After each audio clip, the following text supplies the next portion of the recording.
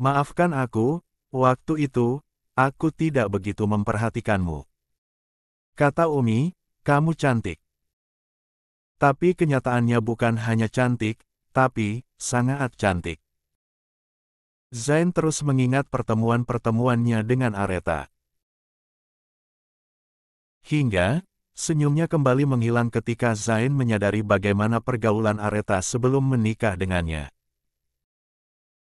Jodoh memang di tangan Allah, andai aku tahu jika dia yang ditakdirkan hidup denganku, sudah lama aku menyuruhnya berhenti bergaul dengan circle-nya itu. Ah! Memikirkannya saja membuat dadaku terasa panas. Berapa banyak pria tampan yang selalu dia lihat setiap hari. Zain uring-uringan sendiri. 75. Itu baru ceritanya, Zain belum pernah bertemu langsung dengan teman-teman Aretha. Entah bagaimana sikapnya ketika suatu saat nanti, Aretha membawanya bertemu dengan teman-teman lamanya. Dengan Aryan saja dia sudah merasa tersingi apalagi Aryan yang lain. Aku bisa gila kalau begini. Gumamnya menarik rambutnya sendiri. Zain duduk termenung di ruang tunggu bandara. Seperti anak terbuang, tidak ada satupun keluarga yang datang mengantarnya. Ya, meski terbiasa berangkat sendiri ke luar negeri, tapi tidak selama ini, minimal ada Aretha yang menemaninya. Namun, istrinya itu jelas tidak mungkin datang. Zain tidak begitu berharap. Helaan nafasnya terdengar sampai kursi di sebelah. Kau sangat putus asa ya? Zain mengenal suara itu. Dia menoleh, dan seorang wanita berpakaian hitam lengkap dengan cadarnya duduk dengan kaki menyilang. Umi. Zain memeluk Umi Aza. Umi Aza membalas pelukan putranya. Kau pikir Umi tidak akan mengantarmu? Zain mengangguk. Dia seperti anak kecil yang sedang merajuk dan tidak ingin melepas pelukan uminya. Istrimu mana? Tanya Umi Aza. 2. Zain melerai pelukannya. Dengan wajah lesu, dia tertunduk sembari menjawab pertanyaan Umi. Bukankah Umi pernah mengatakan jika Umi tahu segalanya tentang kehidupan rumah tangga Zain? Bisa dikatakan begitu. Zain menghela nafas kasar. Sudah Zain duga sebelumnya. Berarti Umi tahu, apa yang sedang terjadi padaku, kan? Umi Aza mengangguk. Boleh Umi memukulmu? Tanya Umi sudah mengambil ancang-ancang. Umi tega. Ya, tentu saja. Bahkan sekali pukulan tidak cukup. Kamu telah melukai menantu cantik Umi. Ingat Zain, dia meninggalkan keluarganya dan mengabdikan dirinya untuk melayanimu. Umi tahu, kamu tidak menginginkan pernikahan ini, karena itu, Umi akan bergerak cepat. Setelah kamu pulang dari Jerman, kamu bisa memilih, melepas Aretha dan mengembalikannya kepada orang tuanya atau mempertahankan pernikahanmu dengan catatan, jangan pernah membuat Aretha menderita. 76. Zain menatap Umi Aza. Zain tidak akan memilih, Umi. Zain hanya punya satu tujuan, yaitu minta pengampunan pada Aretha. Masya Allah, itu baru anak Umi. Tapi, sebenarnya, ada yang ingin Zain tanyakan. Apa? Tapi Umi jangan marah. Tergantung pertanyaanmu. Tidak jadi. Umi Aza mengulas senyum. Umi tahu apa yang ingin kamu tanyakan. Benarkah? Lia, tapi Umi akan menjawabnya setelah kamu kembali dari Jerman. Ah! Umi. Zain merajuk. Dia menarik-narik tangan Uminya sambil memasang ekspresi lucu. Umi Aza berbisik ke telinga Zain. Jangan seperti anak kecil, Aretha sedang melihatmu. Netra Zain membulat sempurna.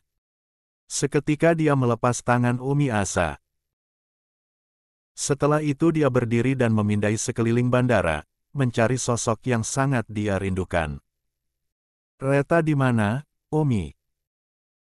Umi Asa tidak mampu menahan tawanya. Melihat tawa itu, kening Zain mengernyit. "Umi tidak berbohong kan?" Umi Asa ikutan berdiri. "Umi rasa, kamu sangat mencintai Areta." Zain terdiam. "Umi pulang, kamu hati-hati. Jaga kesehatan. Jangan lupa kabari Umi kalau sudah tiba di sana." Umi Asa memeluk Zain. "Assalamualaikum." "Waalaikumsalam warahmatullahi wabarakatuh." Zain mengikuti kemana perginya Umi Asa. Setelahnya, Zain kembali menghela nafas berat. "Kamu sangat jahat, tak?" 77. Pengeras suara berbunyi dan memanggil semua penumpang tujuan Jeman untuk segera memasuki pesawat. Zain semakin galau. Dengan langkah malas, dia menarik kopernya. Memasuki pintu imigrasi dan melakukan pengecekan visa, sebuah notifikasi masuk ke dalam ponselnya. "Hati-hati ya Mas, lakukan tugasmu dengan baik dan cepatlah pulang." Zain menoleh ke kiri dan ke kanan. Mencari keberadaan wanita yang sudah mengirimkan pesan cinta untuknya. Dan, pencarian Zain berakhir. Punggung rapuh sang istri terlihat jelas dan mampu dijangkau oleh mata elangnya. Sepertinya Areta memang sejak tadi memperhatikan setiap gerak-gerik Zain. Dia menunggu saat yang tepat untuk mengucapkan kalimat perpisahan. Zain terpaku. Beberapa kali panggilan dari petugas imigrasi tidak didengar Karen Zain. Dia hanya fokus menatap punggung itu hingga hilang di balik keramaian. Netra Zain berembun. Dia mulai sibuk mengetik sesuatu di ponselnya. Setelah itu, Zain bergerak perlahan masuk ke dalam pesawat dengan hati gundah gulana. Ini Jerman, jarak tempuh dengan pesawat lebih dari 20 jam. Bagaimana Zain tidak ketar-ketir ketika harus berpisah dengan sang istri selama 2 bulan lamanya. Andai Singapura atau negara Asia lainnya, Zain bisa pulang balik jika weekend. Lumayan bisa menghabiskan waktu 2 hari bersama Areta. Sementara itu, Areta sudah meninggalkan bandara menuju rumah sakit. Beberapa jam sebelum tiba di bandara pagi tadi, Areta sempat berdiri mematung dengan kehadiran Sardi yang akan menjadi sopir pribadinya selama Zain tidak ada. Pantas saja saat pertama bertemu, Sardi memanggilnya Nona Muda, itu karena Sardi memang punya hubungan khusus dengan Abi dan Umi. "Apa kamu mengenal Mas Zain dengan baik, Kak Sar?" tanya Areta memecah kesunyian. "Nona Muda mau dengar yang mana?" Areta tersenyum. "Sepertinya kamu sangat mengenalnya. Saya siap membocorkan semua rahasia Tuan Muda, Nona." Ucap Sardi menarik kedua sudut bibirnya. Areta tertawa.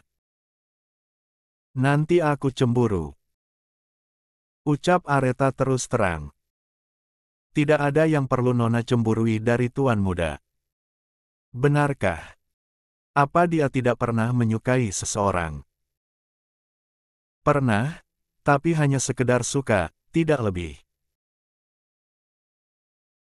"Siapa?" 78. Nona Kanaya. Areta terdiam. Sardi melirik dari pantulan kaca. "Nona tidak cemburu kan?" Areta kembali tersenyum. "Tidak. Seharusnya kan memang mereka yang menikah, bukan aku." "Anda salah besar, Nona." "Maksudmu?" Sardi terkekeh. "Saya tidak memiliki 2 nyawa untuk mengatakannya, Nona." Areta menghela nafas. "Kamu itu Bunyi notifikasi menghentikan pembicaraan keduanya. Aretha membukanya, dan jantungnya melemah ketika membaca pesan balasan dari Zain. Jangan kemana-mana, tunggu aku pulang. 2 bulan tidak lama. Aku berjanji akan memperbaiki semuanya. Percayalah padaku. Dan, terima kasih untuk cinta yang telah kamu berikan padaku, Tata sayang. 9. T. 79. 42. Ulah Umi. Aretha senyum-senyum sendiri. Apa memang harus dijauhkan dulu baru boleh punya kelakuan manis seperti sekarang? Sardi sudah bisa memprediksi, siapa pria yang sudah berani membuat nona mudanya bahagia. Tiba di rumah sakit. Nona boleh jalan duluan. Tidak etis jika saya harus berdiri berdampingan dengan Anda. Kenapa seperti itu? Sardi tersenyum tipis. Nona tidak inginkan saat Tuan Muda pulang nanti, saya tinggal nama. Aretha nampak tidak memahami perkataan Sardi. Melihat ekspresi bingung Aretha, Sardi menghela nafas pelan. Nona, Tuan Muda itu sangat posesif dan cemburuan. Masa sih? Ah! Nona saja yang belum kenal baik dengan sifat mengerikan Tuan Muda itu. Baiklah, kalau begitu aku duluan. Sardi mengangguk. Sesuai usulan Sardi, Aretha berjalan lebih dulu. Ada-ada saja Kak Sardi.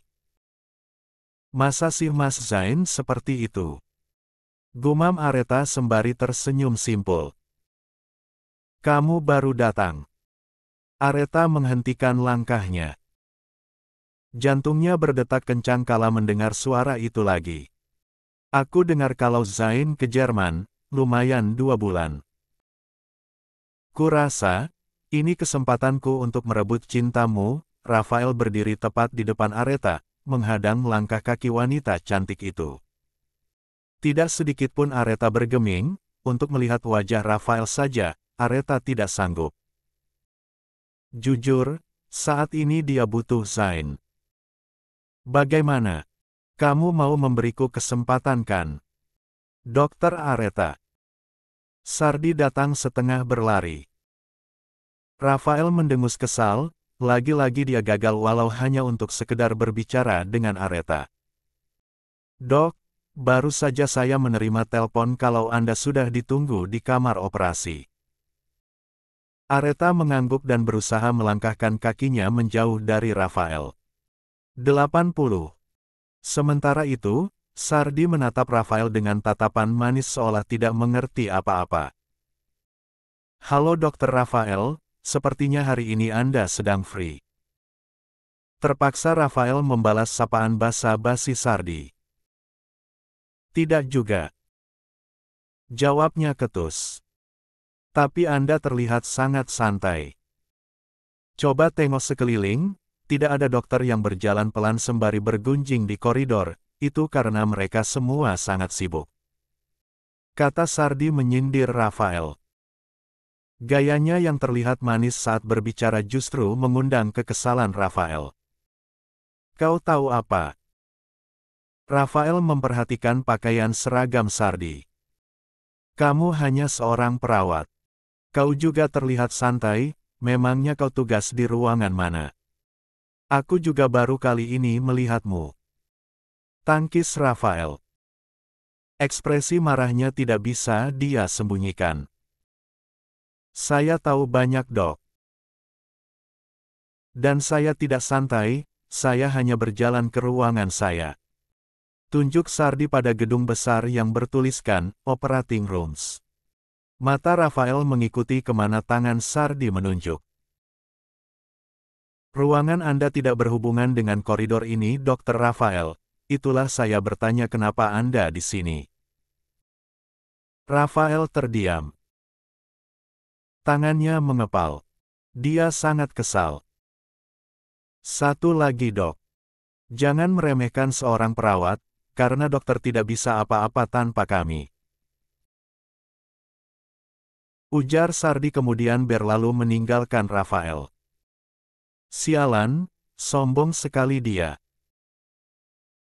Umpat Rafael sebelum akhirnya beranjak juga dan mengambil jalan pintas agar bisa segera tiba di ruangannya.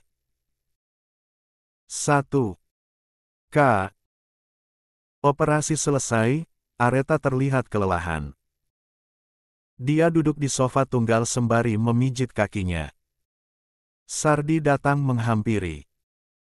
Sebuah kunci dia serahkan pada Aretha. Apa ini? Kunci ruangan tempat Dr. Zain beristirahat. Dokter bisa masuk ke sana jika ingin melepas lelah, kata Sardi tersenyum. Aretha meraih kunci di tangan Sardi. Terima kasih Kak Sar. Jangan sungkan dok, itu hanya kunci. Bukan itu, aku berbicara tentang yang tadi pagi. Sardi mendudukkan tubuhnya di sebelah Aretha dengan meja sebagai pemisah. 81. Kamar operasi sunyi, hanya ada mereka berdua. Dokter Rafael bukanlah orang yang perlu Anda takuti, Nona. Aku punya masa lalu yang buruk dengannya, Kak Sar, kata Aretha sendu. Berlindunglah di belakang nama Brawijaya, Nona. Saya yakin, dia tidak akan berani berbuat macam-macam pada Anda. Ujar Sardi terlihat penuh keyakinan. 1. Aretha nampak berpikir. Jika Nona terus menghindar, trauma yang Nona alami akan semakin parah. Aretha menatap Sardi. Bagaimana kau? Saya tahu semua tentang Anda, Nona. Jadi tidak usah menyembunyikan apapun dari saya. Tapi, bagaimana bisa? Ya, semua bisa. Makanya jangan ragu untuk menggunakan nama mertua Anda. Selagi itu masih wajar dan normal, saya rasa Nona akan terselamatkan. Sudah berapa lama kamu mengenal Abi dan Umi? Sejak kecil. Orang tua saya dulu bekerja di bawah pimpinan Abi Lukman. Dan saya bisa melanjutkan sekolah itu karena bantuan dari Abi Adam dan Umi Asa. Berarti traumaku, Umi tahu. Tentu saja, tapi alangkah lebih baik jika pura-pura tidak tahu bukan? Ucap Sardi tertawa. Aretha terdiam seperti mengingat sesuatu. Bagaimana dengan kamar yang disiapkan khusus untuk Anda, Nona? Apakah Nona menyukainya? Kamar ini sudah dirancang khusus untukmu. Dan kamu lihat pintu yang di sana. Jadi Umi membuat kamar itu kedap suara. Lia, Umi tidak ingin Nona menderita. Jadi untuk membalasnya, bagaimana kalau Nona melawan trauma itu? Atau mungkin lebih tepatnya, melawan manusia yang menyebabkan Nona mengalami penderitaan selama bertahun-tahun. Tapi, bagaimana caranya? Melihat wajahnya saja, aku merinding ketakutan. Hahaha. Sardi tertawa. Dokter Rafael sangat tampan, kenapa Nona takut padanya? Saya rasa dengan melawannya, Dokter Rafael justru akan kesulitan dan merasa tidak nyaman. Aretha mulai menelaah semua perkataan Sardi. Tenang saja, saya akan membantu Anda. 82. Baiklah, akan aku coba.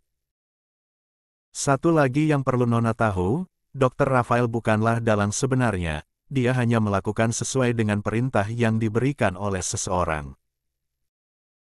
Oh, benarkah? Sardi mengangguk. Sayangnya, saya belum menemukan siapa pelaku utamanya. Katanya dengan raut penyesalan. Pelan-pelan saja. Aku yakin dengan menggunakan kekuatan Brawijaya, kamu bisa melakukannya.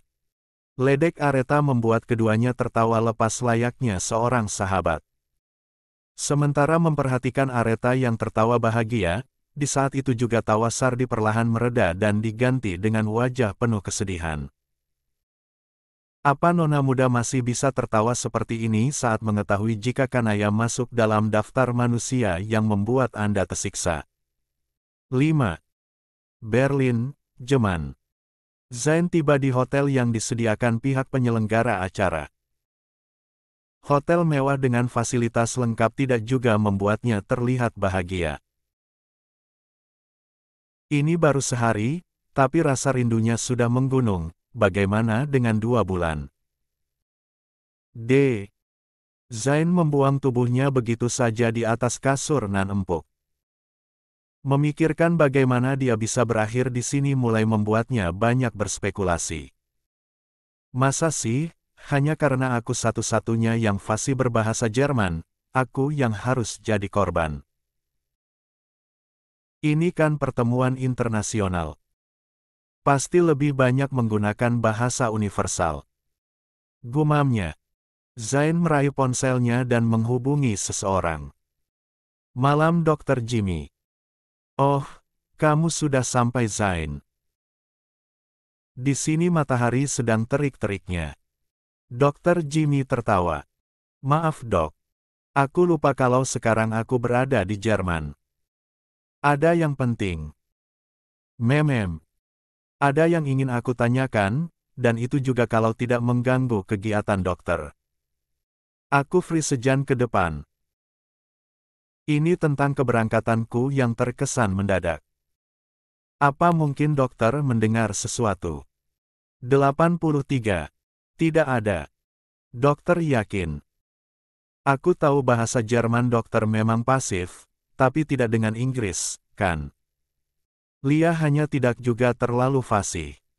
Dokter berbohong padaku. Simposium tahun lalu di Thailand, dokter berdiri di podium memberikan penjelasan tentang hematologi-onkologi menggunakan bahasa Inggris yang sangat fasih. Lalu kenapa sekarang kemampuan itu menghilang hanya dalam sehari saja? Dari balik telepon, Dr. Jimmy tidak bisa berkutik. Aksi bohongnya bisa dengan cepat disadari Zain. Dr. Jimmy menghela nafas panjang. Aku akan menyusulmu 2 minggu lagi. Begini saja, aku akan bertahan selama 2 minggu, setelah itu, dokter yang akan mengambil alih sampai pertemuan ilmiah ini berakhir. Tapi Zain, pertemuan ini lumayan lama, bagaimana dengan istriku? Kalau masalah itu, dokter tenang saja. Bawa istri Anda ke sini, mengenai semua biayanya, aku yang akan tanggung. Benarkah? Lia, aku tidak bisa terlalu lama dok, dokter pasti paham. Suara tawa Dr. Jimmy membuat Zain kesal. Pasti kamu merindukan istri cantikmu kan? Bertambah kesallah Zain dengan pujian Dr. Jimmy. Tidak boleh ada yang memuji istrinya cantik selain dia. Aku tunggu 2 minggu ke depan. Ingat, dokter harus datang. Zain mengusap wajahnya dengan kasar setelah panggilan berakhir. Ini pasti ulah Umi. KKKTT 84. 43, pria misterius. Seminggu berlalu. Zain semakin uring-uringan, sudah 2 hari ini, Areta tidak bisa dihubungi. Dia mulai tidak fokus dengan kegiatannya. Dia kemana? Zain berjalan mondar-mandir di depan sebuah gedung besar tempat pertemuan ilmiah itu dilaksanakan. Meski selama seminggu ini, Areta tidak pernah mau berbicara dengannya, setidaknya dia masih mau membalas pesan yang dikirim Zain. Tapi sejak 2 hari ini, pesan Zain pun tidak pernah dibalas Areta. 1. Dia kembali menatap ponselnya. Baru saja ingin kembali menghubungi sang istri, ponselnya kembali berdering. Apa yang terjadi dengan istriku, Van? Tanyanya terkesan buru-buru. Ini adalah telepon yang sangat ditunggu-tunggu Zain. Sejak keberangkatannya seminggu lalu, Zain memang menugaskan Fendi untuk mengikuti kemana saja istrinya pergi. Alhasil, dengan perintahnya itu, Fendi setiap hari mendengus kesal. Pekerjaan yang ditinggalkan Zain jadi semakin bertumpuk karena dia harus merangkap jadi penguntit. Dan itu berlaku 1 kali 24 jam. Terkecuali jika Aretha sudah tiba di rumah Brawijaya, barulah Fendi bisa beristirahat. 1. Fendi duduk di kursi yang langsung berhadapan dengan ruang operasi. Setiap hari, itulah yang dia lakukan. Dan siang ini, telinganya sudah pekat karena Zain terus menelponnya. Nona muda baik-baik saja, Tuan. Hanya memang saat ini, Nona sedang sangat sibuk. Dia belum pernah keluar kamar operasi sejak tadi malam. Kening Zain mengernyit. Kenapa lama sekali? Kalau saya tidak salah dengar, di dalam sana sedang ada operasi pengangkatan tumor otak. Tumor otak. Lihat Tuan.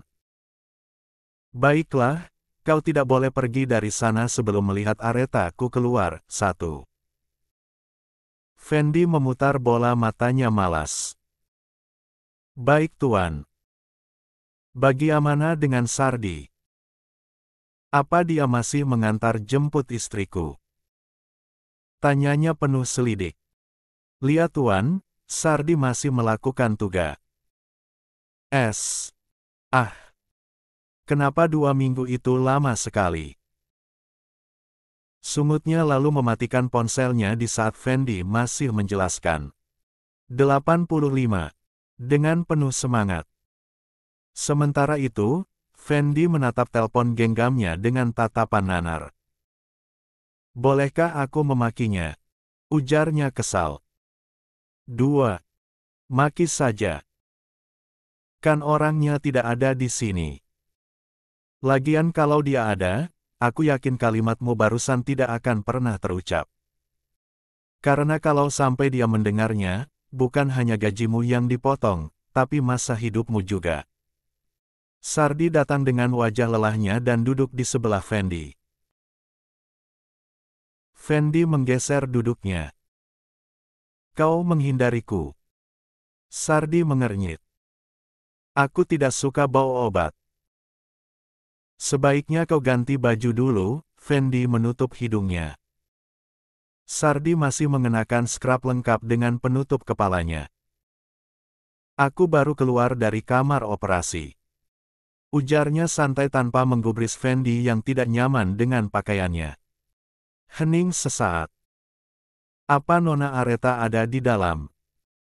Menurutmu? Jawab saja iya atau tidak, susah sekali. Sungut Fendi. Katakan saja pada Tuan Zain, kalau istrinya yang cantik jelita itu masih tetap cantik seperti biasanya walau kelelahan. Malam ini, Nona tidak pulang. Dia akan menginap di rumah sakit. Kenapa begitu? Itu karena dia dokter, bukan pengusaha, Fendi. Bukan begitu maksudku, kenapa Nona tidak pulang ke rumah? Sardi mengusap wajahnya. Pasien yang baru selesai dikerja itu anak dari salah satu rekan bisnis Prof. Adam. Dan umurnya masih 10 tahun. Nona harus memantau kondisinya setelah pembiusan dan operasi selesai. Bukankah tugas dokter bius itu selesai setelah pasien keluar dari kamar operasi? Sardi menghela nafas panjang. Tugas dokter anestesi bukan cuma sampai pintu kamar operasi, tapi sampai pasien dipindahkan ke ruangan biasa, barulah dokter anestesi bisa melepas pasiennya dengan catatan, pasien itu sudah dalam kondisi stabil. Lalu Nona tidur di mana? Jangan bilang kalian tidur bersama, aku harus bilang apa sama Tuan Muda? Panik Fendi. Karena setaunya, tenaga medis biasanya tidur bersama tidak peduli dia itu wanita atau pria. Sardi menggelengkan kepalanya. 86. Kamu mau tuan muda membunuhku? Fendi mengingat bagaimana mengerikannya kecemburuan Tuan Zain. Seketika dia tertawa. Kau benar juga. Dan Areta benar-benar menginap. Kamar Zain menjadi tempat beristirahatnya untuk melepas lelah. Dia mulai membaringkan tubuhnya atas di tempat tidur single bed itu. Badannya terasa sangat pegal, terlebih kakinya. Setelah beberapa jam berlalu, Areta baru bisa membuka ponselnya. Netranya membeliak ketika melihat begitu banyak panggilan dan pesan dari Zain. Areta menghela nafas panjang. Aku baru saja selesai operasi. Belum juga mengetik kalimat yang lain, ponselnya berdering. Areta menatap ponselnya, seminggu tidak mendengar suara sang suami ternyata membuatnya dilanda rasa rindu. Akhirnya Areta mengangkatnya. Assalamualaikum. Di seberang sana, Zain membeku. Suara lembut Areta ternyata mampu menghipnotis dan merubahnya menjadi patung hidup yang bernyawa tapi tidak bergerak ataupun bersuara. Beberapa kali Areta mengulang ucapan salamnya hingga Zain menjawabnya. Bagaimana kabarmu? Aku baik, Mas. Memem. Apa operasinya berjalan lancar? Zain gugup. Alhamdulillah. Hening kembali. Sebenarnya, banyak yang ingin Zain katakan, tapi konsep pertanyaannya itu tiba-tiba saja raib ditelan kerinduan yang memuncak setelah mendengar alunan merdu suara sang istri. Areta pun sama, setelah sekian lama, dia bisa kembali mendengar suara Zain. Dan itu membuat jantungnya berdebar hebat. Rasa lelah yang ada perlahan menghilang. 87. Mas sudah makan. Areta mencoba memecah kesunyian meski harus memulainya dengan keresahan. Aku merindukanmu. Kening Areta mengernyit. Mas, kamu baik-baik saja. Hening.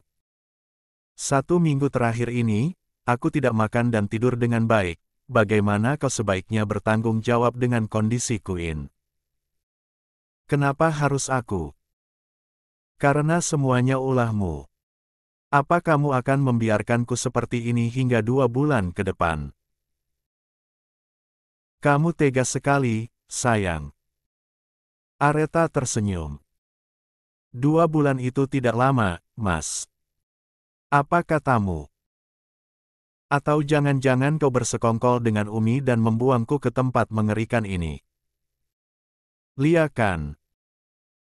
Areta jadi salah tingkah dan tidak langsung menjawab pertanyaan menjebak Zain. Ternyata benar. Baiklah, kau tunggu saja. Yang pasti siapkan dirimu saat aku pulang. Karena aku tidak akan membiarkanmu lepas, Areta sayang. Mas mengancamku. Lia, kenapa? Kamu takut? Tidak. Jawabnya tegas. Tapi sebenarnya dia memang takut. Entahlah, pikiran Areta sekarang berubah jadi mesum ketika Zain mengancamnya. Memorinya kembali berputar di mana Zain menyentuh dan menciuminya dengan rakus. Areta jadi kelabakan. Berbicara dengan Zain justru membuatnya semakin merindukan sang suami. Sudah dulu Mas, aku mengantuk, Assalamualaikum. Tanpa mendengar jawaban Zain, Areta mengakhiri panggilannya. Areta menyimpan ponselnya dan menarik selimut menutupi seluruh tubuhnya. Sementara itu, Zain tertawa renyah. Dia sudah bisa menebak apa yang terjadi dengan Areta. Kau begini, aku jadi semakin merindukanmu, baby. 88. Di sebuah mansion mewah, nampak seorang pria tampan berdiri menghadap jendela, tidak ada pemandangan kecuali kegelapan yang menyeramkan. Pria itu menatap lurus ke depan. Seorang pria masuk tanpa mengetuk dan langsung mendudukkan tubuhnya di sofa tunggal. Hari ini, dia tidak pulang. Dia tidur di mana? Di rumah sakit. Itu hal yang wajar. Aku tahu, tapi tubuhnya akan kesakitan jika dia tidak tidur di kasur empuk, Raf. Rafael menghela nafas. Kakaknya sangat mencintai Aretha. Dia terkadang tidak bisa membedakan, kakaknya itu cinta atau hanya terobsesi. Karena menurutnya, sikap pria tampan itu terlalu berlebihan jika menyangkut Aretha. Kau tidak bisa membujuknya kembali ke Speed Devils. Itu permintaan yang sulit. Apalagi Aretha sekarang sudah menikah, aku yakin suaminya tidak akan membiarkannya. Hubungi Axel, suruh dia yang membujuk Arethaku. Rafael menghela nafas. Baiklah, akan aku coba. 89. 44, melawan trauma. Umi menyuruh Sardi membawakan pakaian ganti untuk Aretha setelah mengetahui jika anaknya itu tidak pulang ke rumah. Beberapa hari ini, aktivitas Aretha memang sangat padat. Dan Abi Adam sudah menyampaikan sebelumnya pada Umi tentang pekerjaan Aretha yang sama sibuknya dengan Zain. Aretha tersenyum sumringah saat Kimi datang membawakan pakaiannya. Mama mertua dokter memang the best. Ucapnya sembari menyerahkan paperback yang diberikan Sardi beberapa saat lalu. Aretha tersenyum. Allah memang sangat baik padaku dengan mengirimkan mertua dari surga, Kak Kim. Dokter benar. Andai mertuaku juga seperti Nyonya Azalea. Tidak usah menyerupai, sedikit saja sifatnya yang dicontoh mertuaku. Puji Tuhan, aku pasti akan sangat bahagia. Pintanya dengan wajah sendu. Aretha tersenyum dengan curhatan Kimi. Dokter ganti baju dulu, saya tunggu di luar. Aretha mengangguk. Beberapa menit kemudian, Aretha keluar kamar dengan tampilan yang sangat fresh. Dengan wajah riang tanpa sedikit pun memperlihatkan kelelahan, Aretha berjalan sembari tersenyum dan tidak lupa menyapa perawat atau siapapun yang dia temui di sepanjang koridor. Namun, langkahnya kembali terhenti ketika tanpa sengaja dia bertemu lagi dengan Rafael. Hai. Rafael mengangkat tangan kanannya menyapa Aretha. Dan seperti biasa kala bertemu pria itu, Aretha akan gemetar ketakutan. Senyumnya yang mengembang hilang diterpa kegelisahan. Kurasa akhir-akhir ini kita sering bertemu. Mungkinkah kita berjodoh? Aku sangat berharap itu akan terwujud. Aku sudah pernah mengatakan padamu, aku bersedia berpindah keyakinan asalkan kamu mau menikah denganku. Rafael terus melancarkan aksinya saat bertemu dengan Aretha. Aretha merasa jika Rafael sudah sangat keterlaluan. Dokter Rafael bukanlah orang yang perlu Anda takuti, Nona. Berlindunglah di belakang nama Brawijaya, Nona. Saya yakin, dia tidak akan berani berbuat macam-macam pada Anda. Jika Nona terus menghindar, trauma yang Nona alami akan semakin parah. Kalimat-kalimat penyemangat Sardi kini menjadi kekuatannya. Dengan perlahan Aretha mengangkat kepala dan menatap mata Rafael. Mata mereka bertemu untuk waktu yang cukup lama. Aretha menyelami setiap kebaikan dan kejahatan yang pernah dilakukan pemilik netra hitam itu. 90. Hati Rafael berdesir jujur, dia sangat merindukan tatapan hangat dari Aretha. 1. Kedua tangan Aretha mengepal, dia mencoba memenuhi udara dalam rongga paru-parunya guna menutupi rasa gugup yang terus menghampirinya. Dulu, kamu sangat baik padaku, pertama kali bergabung dengan Speed Devils, kamulah orang pertama yang menyapaku saat aku merasa kesepian di antara banyaknya anggota tim. Rafael terdiam. Kamu yang selalu membereskan setiap masalah yang kulakukan dulu. Tapi kenapa kamu berubah? Tanya Aretha dengan suara bergetar membuat Rafael bungkam 1000 bahasa. Kamu adalah orang yang hangat, Kak Brian. 1. Netra Rafael berkaca-kaca. Sudah lama sekali dia merindukan panggilan itu. Rafael melihat ke udara, mengedipkan matanya agar cairan bening itu tidak menetes dan membuatnya malu. Aku tidak menyalahkanmu dengan apa yang selama ini terjadi padaku. Traumaku, aku tidak meminta pertanggungjawabanmu. Aku hanya memohon satu hal, Kak Brian. Aretha kini menitikkan air matanya. Kembalilah seperti dulu, aku sangat merindukan kepribadianmu yang hangat. Jantung Rafael sepertinya teriris perih. Namun sebisa mungkin dia tetap mencoba bertahan dengan perubahan dirinya belakangan ini. Itu akan terjadi jika kamu mau menikah denganku, tak? Kata Rafael mengepalkan kedua tangannya mengumpulkan keberanian untuk mengucapkan kata-kata yang sebenarnya tidak harus dia ucapkan. Aku tidak tahu, apakah saat ini perkataanmu serius atau tidak, yang pasti permintaanmu itu tidak akan terjadi. Kata Aretha mengusap pelan air matanya. Kenapa? Karena perbedaan keyakinan. Aretha menggeleng. Bukan. Lalu. Karena aku sudah menikah dan kau tidak benar-benar menyukaiku. Kening Rafael mengernyit. Apa maksudmu? Aku bisa memberikan bukti. Tidak perlu, aku tidak butuh. Tapi, tak. Mungkin kita akan kembali bersahabat dengan baik jika kamu mau berubah, Kak. Aretha berbalik arah. Meninggalkan Rafael yang berdiri mermatung mencerna kata demi kata yang dilontarkan Aretha. 91. Ya, kau benar.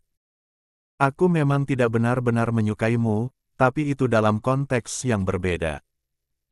Kau salah paham. Kurasa kau tidak menyepelekan apa yang membuatku melakukan ini semua kan? Aretha berhenti. Tubuhnya kembali gemetar. Menikahlah denganku, aku akan memberikan Speed Devils padamu. Jangan menolaknya, karena jika itu terjadi, aku akan menghancurkan seluruh keluargamu. Tapi kau bisa tenang dan bernafas lega, karena aku punya pengecualian, yaitu Karmu. Karmu akan terus berada di sisiku, karena Karu adalah jiwaku, Reta. 1. Tiba-tiba saja Aretha terkulai lemas. Sebuah suara aneh kembali terngiang di telinganya. Ya, suara itu adalah audio tanpa visual. Aretha sama sekali tidak mengetahui siapa yang mengancamnya. Yang pasti itu bukanlah Rafael, suara itu lebih terdengar berat dengan intonasi yang begitu dinamik. Rafael terkejut bukan main melihat Aretha yang terduduk di lantai koridor rumah sakit. Dia segera menghampiri wanita cantik itu. Kau kenapa? Tanyanya penuh kekhawatiran.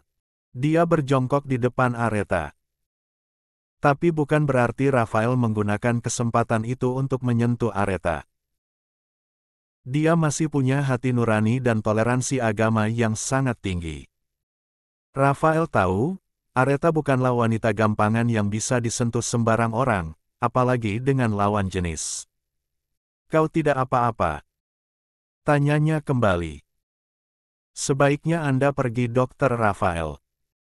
Sardi yang memang sudah memantau sejak tadi menghampiri Aretha. Silahkan berdiri, Dok. Di sini banyak mata yang melihat. Aretha perlahan mengikuti perkataan Sardi. Dia berdiri dengan susah payah karena kedua pria itu tidak ada yang membantunya. Dan Aretha pun tidak mengharapkan bantuan mereka sama sekali. Aretha berjalan pelan kembali ke kamar istirahat Zain. Sementara itu, Sardi masih di posisi semula menatap dengan tajam ke arah Rafael. "Apa kau sudah puas, Brian Rafael?" Rafael mengernyit. "Kau tidak punya sopan santun." "Punya, tapi tidak berlaku untukmu." Rafael membalas tatapan tajam Sardi. "Aku hanya perlu mencari siapa dalang utamanya, Dr. Rafael. Setelah itu aku serahkan semuanya pada Tuan Zain dan Nona Aretha." "Tuan dan Nona, apa hubunganmu dengan mereka?" 92. "Bukan urusanmu. Aku sudah menemukan banyak bukti, tapi bersyukurlah, karena bukti yang aku temukan tidak banyak yang memberatkanmu. Tapi tetap saja, hukum harus ditegakkan, bukan?" Pria itu mematung. "Jangan pernah beranggapan kalau menyiksa Nona Aretha, Anda akan hidup dengan tenang. Tentu saja tidak. Anda salah besar. Mungkin dulu iya. Tapi tahukah Anda sekarang berhadapan dengan siapa?" Rafael terdiam. "Ya, sesuai apa yang Anda pikirkan." "Brawijaya, Anda sedang menghadapi keluarga Brawijaya, Dr. Rafael. Ingat, mereka bukanlah keluarga biasa. Dan wanita yang sudah kalian buat menderita itu, adalah menantunya. Aku tahu, tapi kurasa keluarga Brawijaya tidak sehebat itu." Sardi tertawa. "Jangan melihat sesuatu dari covernya saja, Dr. Brian Rafael. Kau tidak bisa melihat bakteri tapi bakteri itu bisa membuatmu jatuh sakit. Apalagi ini jelas-jelas terlihat nyata, bukan sesuatu yang kasat mata. Brawijaya akan menghancurkanmu sampai ke titik dasar sampai kau tidak bisa bangkit sama sekali." 4. Perkataan Sardi membuat nyalinya menciut. Sardi mendekat. "Tolong, sampaikan pesan ini pada seseorang yang bersembunyi di balik tubuhmu. Dari sekarang, suruh dia siapkan amunisi yang banyak. Karena dari keluarga manapun dia berasal, kami akan menemukan dan menghancurkannya." 2. 93. 45, Zain pulang. Dr. Jimmy berdiri di depan meja kerja Abi Adam. Jari-jarinya terpaut menandakan jika dia sedang gelisah. Abi Adam tersenyum menyambut tamunya itu. "Apa ada yang penting sampai Dr. Jimmy sendiri yang datang menemui saya?" "Itu, saya minta maaf Prof. Dr. Zain sudah tahu yang sebenarnya. Maaf karena saya tidak bisa menjaga rahasia." Ucap Dr. Jimmy tertunduk. "Kenapa harus meminta maaf Dr. Jimmy? Harusnya saya yang meminta maaf karena sudah melibatkan Anda dalam masalah pribadi anak saya." Abi Adam terkekeh. Melihat reaksi Abi Adam, Dr. Jimmy bisa bernafas lega. Jujur, dia takut diberhentikan karena tidak patuh dengan perintah. "Dia tidak kasar pada Anda kan, Dok?" Tanya Abi mewanti-anti perilaku Zain yang terkadang kelepasan dan tidak bisa mengontrol emosi. "Oh, tentu saja tidak, Prof. Dr. Zain justru sangat baik sampai membiayai akomodasi untuk istri saya." Abi Adam tertawa renyah. "Jadi kapan Anda akan berangkat?" "Sore ini, Prof. Dr. Zain akan kembali setelah saya tiba di Jerman." Ucap Dr. Jimmy tersenyum kikuk. "Apa dokter yakin?" "Kalau menurut saya, dia sekarang sudah dalam perjalanan pulang."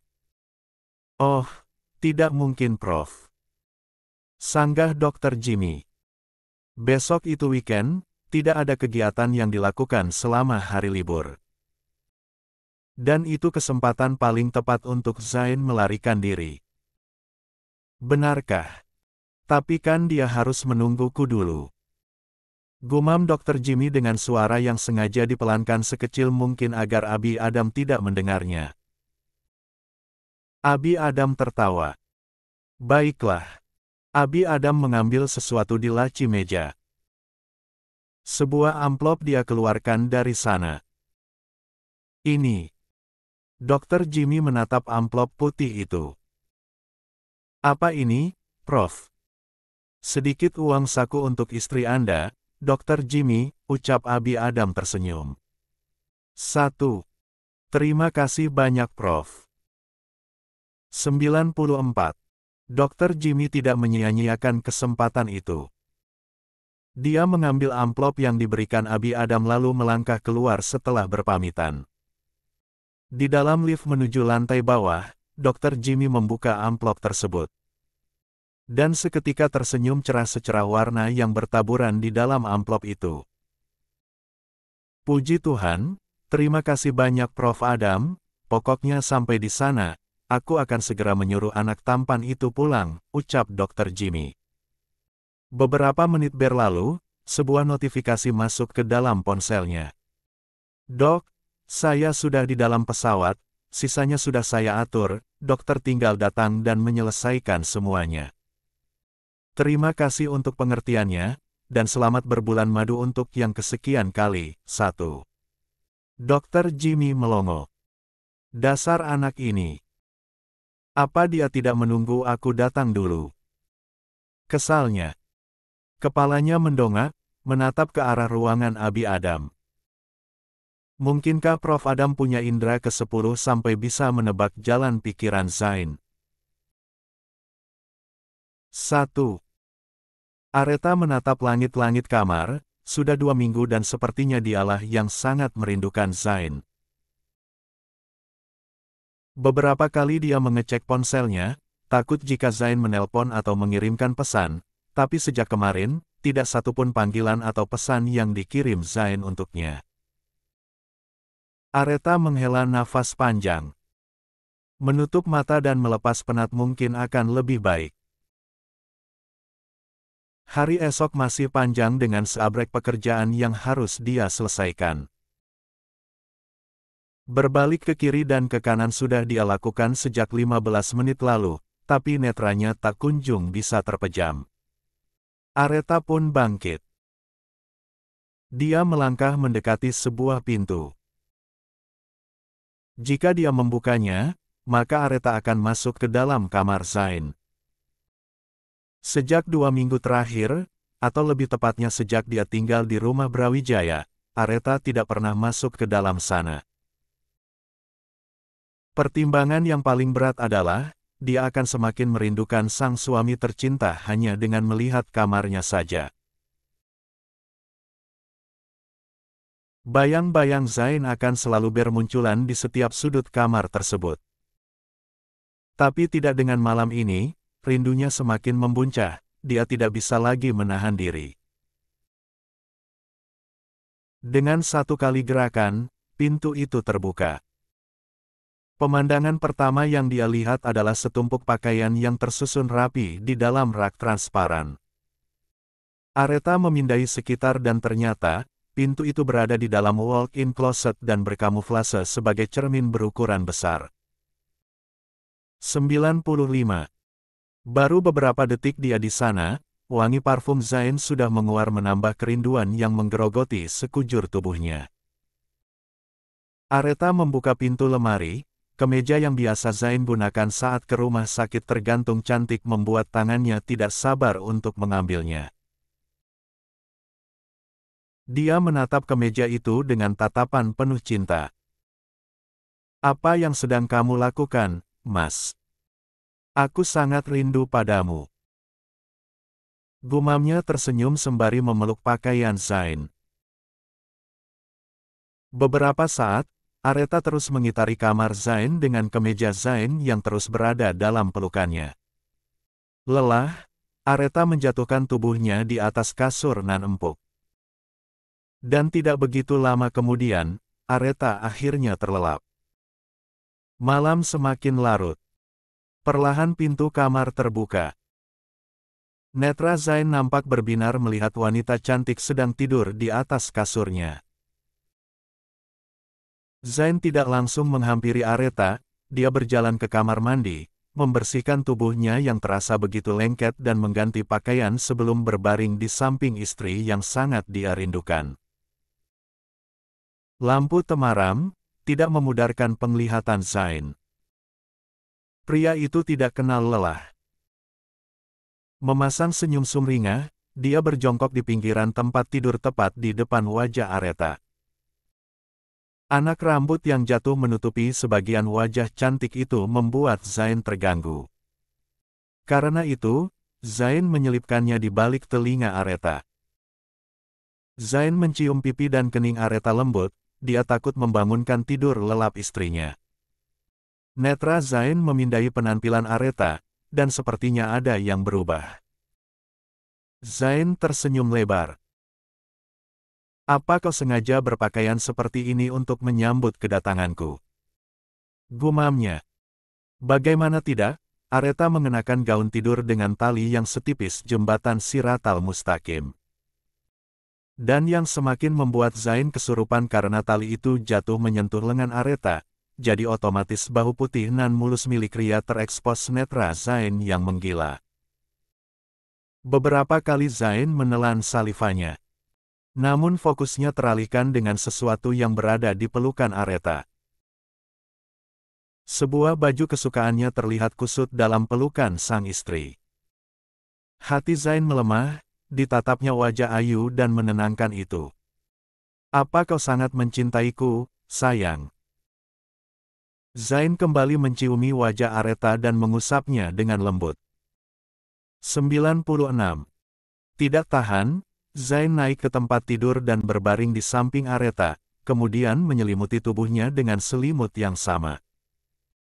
Setelah itu, Zain memasukkan lengan kirinya di bawah kepala Aretha dengan niat menggunakan lengan itu sebagai bantal. Begitu lengannya berada pada posisi yang diinginkan, Aretha tiba-tiba membalikkan tubuhnya. Dan lucunya, Aretha sama sekali tidak merasa terganggu dengan Zain yang sudah memeluknya dengan erat. Lah justru terlihat tersenyum dalam tidurnya. Zain susah payah menelan ludahnya sendiri, jantungnya seperti mau melompat meninggalkan tempat.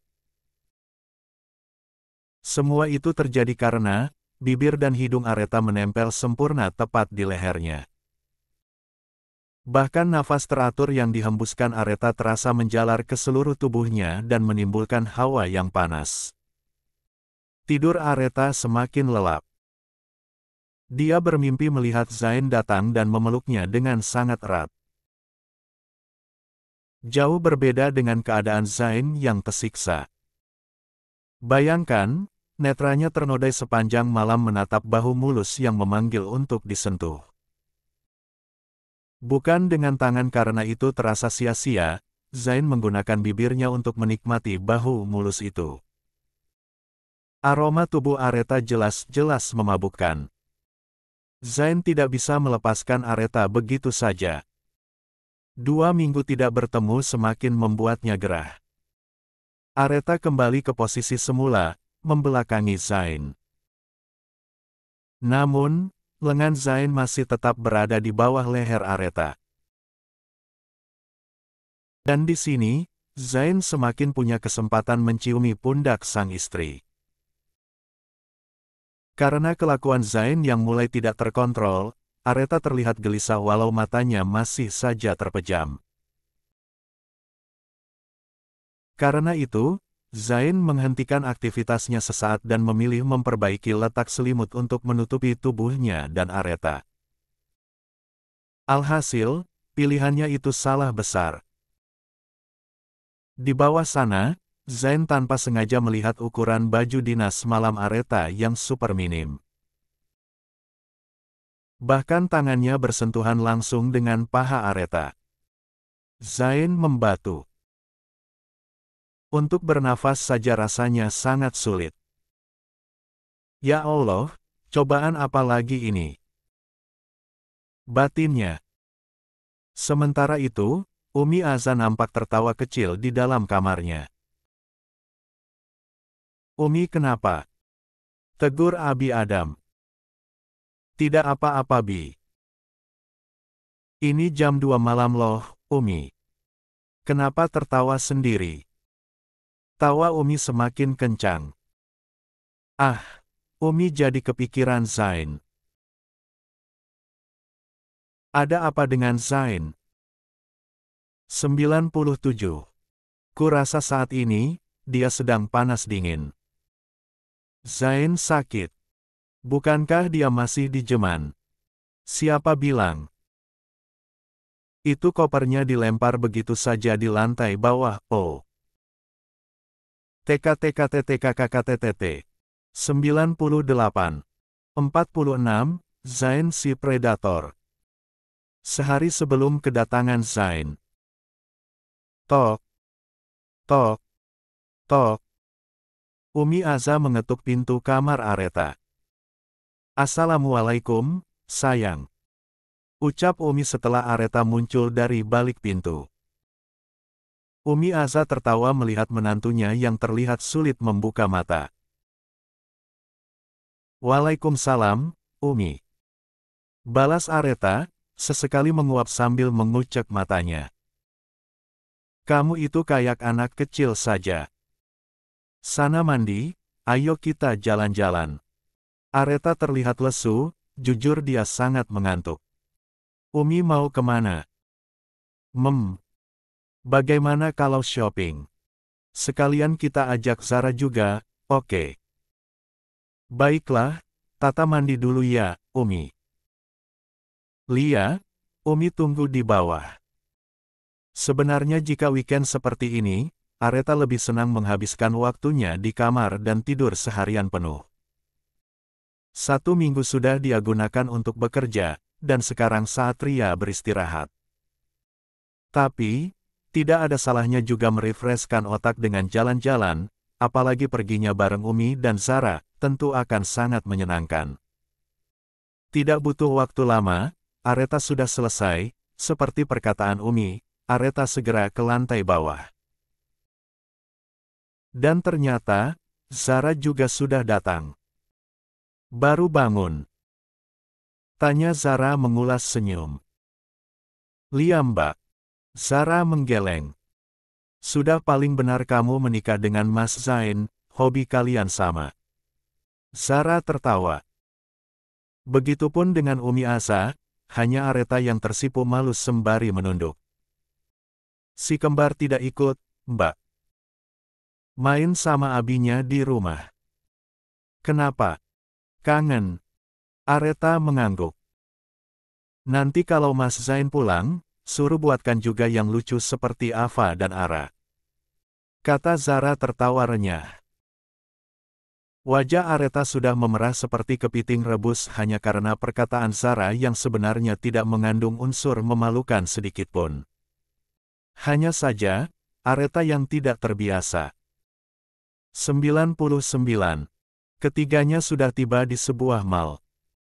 Umi berjalan di tengah, sementara anak-anaknya mengapit di kiri dan di kanan. "Umi mau beli apa?" tanya Zara.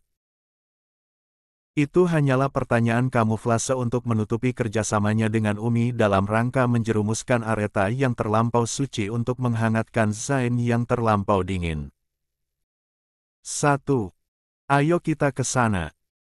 Umi menarik tangan Zara dan Areta bersamaan. Areta berdiri melongo sementara Umi Aza dan Zara sudah masuk dan disambut langsung oleh manajer toko tersebut. Bagi Amana tidak, ini pertama kalinya Areta mengunjungi tempat belanja yang khusus menjual pakaian kurang bahan. 3. Zara memanggil Areta masuk, tapi sepertinya, Areta tidak mau.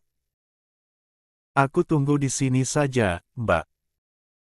Ucapnya kemudian mendudukkan tubuhnya di kursi yang disediakan sembari melihat ke arah luar.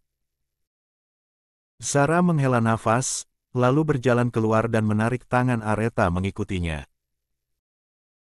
Mau tidak mau, Areta pun mengikuti langkah Zara. Seperti member VIP pada umumnya, ketiga wanita cantik itu diberi ruang khusus untuk memilih pakaian mana yang mereka sukai.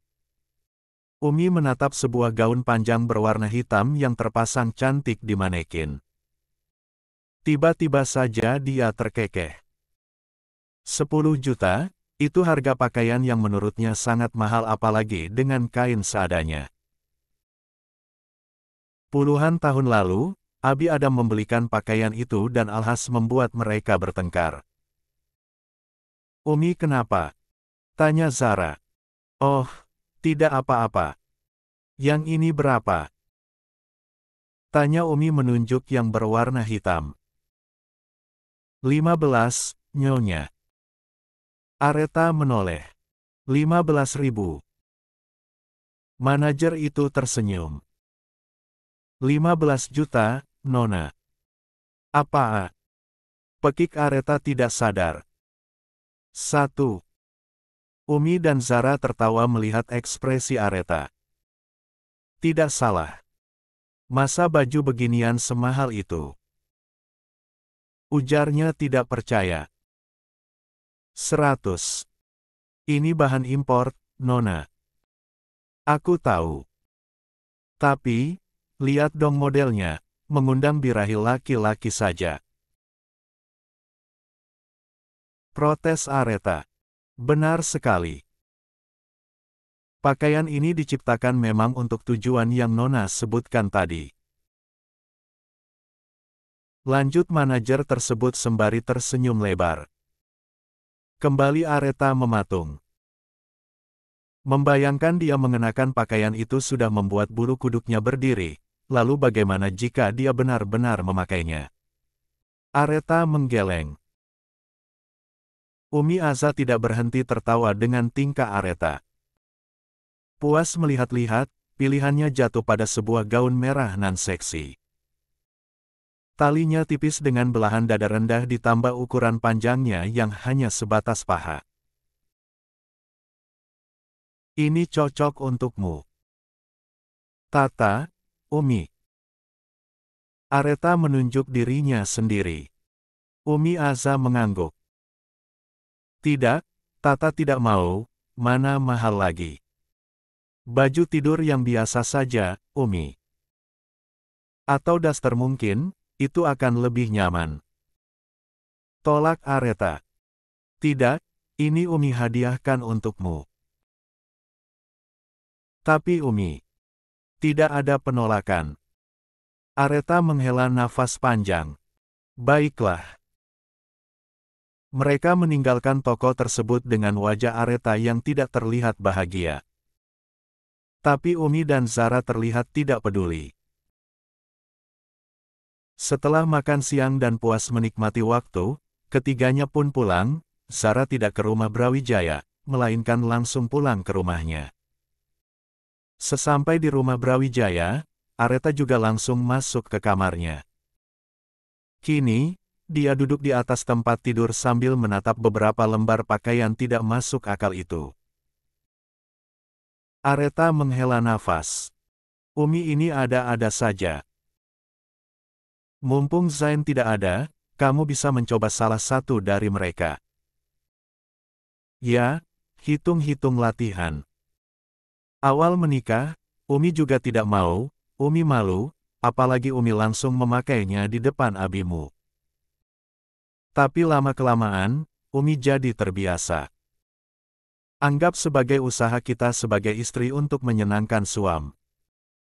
Pakaian ini, meski membuat kita 101. Masuk angin, tapi bisa mendatangkan pahala juga loh. Lama Areta memandangi pakaian dengan bermacam warna itu. Karena Umi membelikannya tidak hanya satu. Lalu pilihan dia jatuhkan pada satu warna yang sangat berani. Sembari mengangkat baju tersebut, Areta bergumam. Benar, ini akan membuatku masuk angin. Ucapnya. Dan pakaian itulah yang kini membuat Zain panas dingin. Warna merah yang sangat kontras dengan kulit putih Areta membuat Zain sulit untuk bernafas. Areta benar-benar memakainya sesuai dengan perintah Umi. Itu karena Areta yakin jika Zain tidak ada. Ini baru 2 minggu, masih ada 6 minggu lagi barulah suaminya akan pulang. Dia tidak tahu, jika di sebelahnya saat ini, ada jiwa yang sedang meronta-ronta minta dipuaskan. Zain semakin merapatkan tubuhnya dan terus menciumi ceruk leher Areta. Apalagi setelah tangannya yang tidak sengaja memegangi paha mulus sang istri. Kali ini, mau Areta terbangun sekalipun karena mengganggu tidurnya, Zain sudah tidak peduli. Dan benar saja. Ciuman-ciuman panas Zain di bagian pundak dan lehernya membuat Areta terbangun. Namun lucunya, seperti sedang dalam pengaruh alkohol, Areta justru tersenyum dan mencubit pipi Zain saat melihat wajah tampan itu dengan jarak yang sangat dekat dengannya. Bolehkah aku tidak melakukan tahajud malam ini saja, ya Allah? Aku tidak mau keluar dari mimpi indah ini. Ucapnya terus memegangi wajah Zain. 1. Tentu tingkah Areta itu membuat Zain jadi semakin gemas. Boleh, karena memandangi wajah suamimu dan melakukan kewajibanmu, pahalanya akan jauh lebih besar, sayang. Tukas Zain menatap penuh cinta pada istrinya. Mendapatkan jawaban yang mustahil didengarkan telinga membuat Areta membuka mata dengan sempurna. Dan,